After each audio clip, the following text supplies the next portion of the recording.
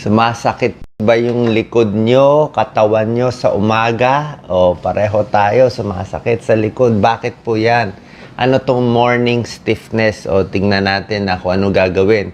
Kasi pag hindi natin to aagapan, pwede tayo mapilay, mag-i-spasm yan, sasakit yung likod natin. Ito mga possible causes, pwedeng arthritis po yan. Okay? Merong osteoarthritis, arthritis ng pagkaedad. Pag osteoarthritis, 1 hour pagising mo sa umaga, galaw-galaw ka, lakad-lakad ka. Pag nawala na mabilis, osteoarthritis. Kung 3 hours, 4 hours, masakit pa rin yung katawan mo, kailangan hapon pa mawawala. Baka ibang mas serious arthritis like rheumatoid arthritis or inflammatory arthritis. Papacheck tayo sa doktor. Yung mga joints natin, meron siyang parang tubig sa loob synovial fluid. Ang problema, pag tumatanda o buong gabi hindi natin ginagalaw, itong fluid sa joints, parang nagiging gelatin, tumitigas.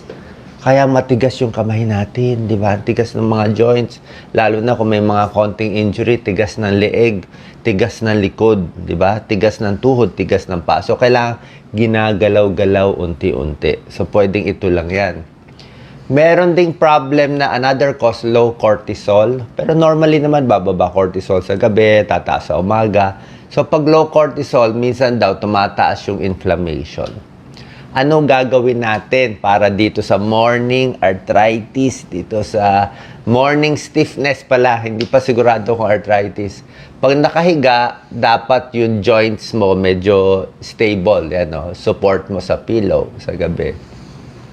Pwedeng medyo warm, di ba? Kung masyadong malamig, yung aircon, maninigas, magka-cramps. Bago matulog sa gabi, doon ka pwede mag-stretch. Paggising, dahan-dahan lang. Ako, pwede mag-stretch, pero pag binigla mo kasi baka mag-spasm Yung ganito, itong ganito. Parang hindi ko, siguro kung bata ka pa, pero kung may edad na maano na, unti-unti lang, unti-unting stretch lang gagawin natin. Pwede rin morning hot shower. Okay? Para mainitan. Tapos light exercise to loosen up, tuturo ko. Bawasan ng stress, maraming stress, tumitigas. Tapos kung may mga trabaho, kung masakit ang katawan, i-delay mo konti, huwag masyado maaga para hindi ka ma-pressure.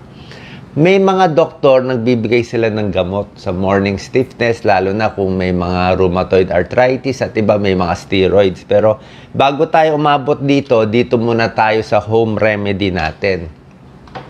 Itong cobra stretch, may tulong yan. Tataas mo konti. Ayan, no? Yung kamay mo.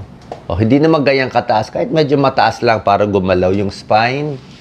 Knee to chest, pa isa-isa. Ginagawa ko po to. Dahan-dahan lang, mga 10 seconds. Kabilang seconds, na-stretch yung likod. Okay. Pwede rin sabay dalawa. Dahan-dahan lang. Unti-unti lang, ha? Lalo na sa may edad. O, minsan tutunog yan, Huwag din bibiglain. Huwag sobrang lakas.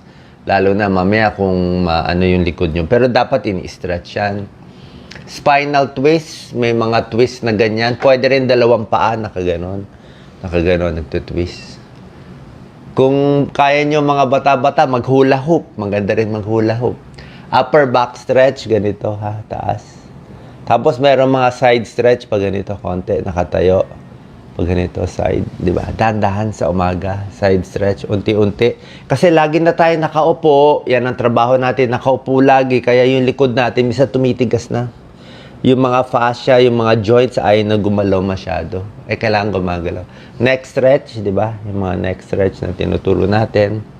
Yan mga neck stretch. Lahat yan ini-stretch. Hindi naman natin magagawa lahat, pero yan ang ginagawa natin. Shoulder stretch. Kung shoulder ang tumitigas. Side stretch, yung tinuro ko. Dahan-dahan lang, huwag sobra. Kasi mamaya, biglang sumakit yung likod nyo. Yung kaya lang, unti-unti.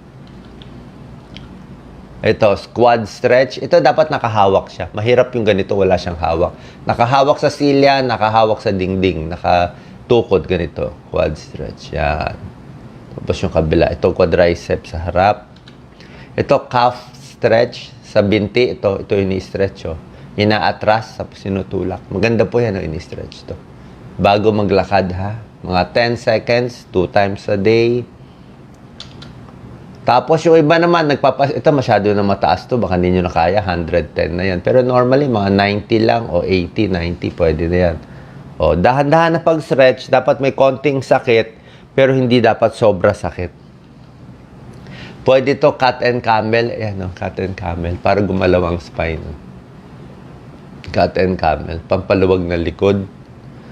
Pwede to parang Arab stretch, child pose, ito. Minsan tumutulong pa yung likod niya, no? Pwede, no? Tapos yung sinasabi kong kaliwa kanan para sa spine. Okay. Tapos pwede rin yung stretch na ganito. Ito lagi kong ginagawa. Ito yung masarap to sa akin eh. Oh, hindi lang tayo makatayo, may mic. Tapos yung pag ganito ginagawa ko. Yung tinuturo ko sa back. Basta gumalaw-galaw lang yung likod.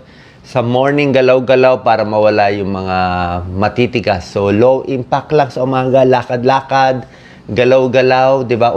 Pag kung may edad na, lakad-lakad lang. Fish oil, pwede rin. Anti-inflammatory diet, healthy diet. Tapos yung mga pain relievers, di ko masyado sinasuggest. Mas gusto ko yung hot pack na lang, natural na lang, tsaka masahe. Hopefully, nakatulong tong video natin. Babawasan ang inyong morning stiffness pag tumatanda o nagkakaedad. Salamat po.